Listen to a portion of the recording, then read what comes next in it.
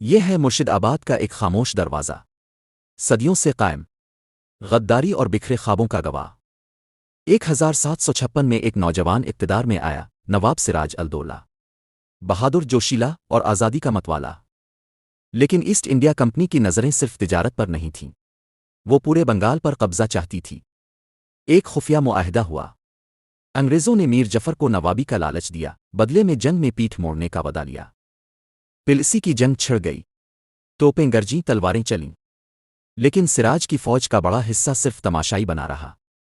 اپنوں کے ہاتھوں دھوکا کھا کر سراج بھاگ نکلا، بے بس، تنہا اور ٹوٹا ہوا۔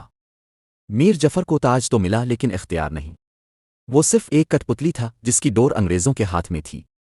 کیا وہ کبھی سکون سے سو پایا؟ ہر رات ضمیر کی آواز سے جاگتا رہا۔ کیا وہ واقعی غدار تھا؟ بس ایک مہرہ۔ مرشد آباد کا وہ پرانا دروازہ آج بھی کھڑا ہے، انتظار میں کہ کوئی آ کر اس کی گواہی سنے، وہ گواہی جو کتابوں میں نہیں، صرف خاموشی میں دفن ہے۔ کیا میر جعفر واقعی غدار تھا؟ حالات کا مارا ہوا؟ کمنٹس میں اپنی رائے دیں، اور مزید ایسی کہانیوں کے لیے چینل کو سبسکرائب کرنا نہ بھولیں۔ شکریہ۔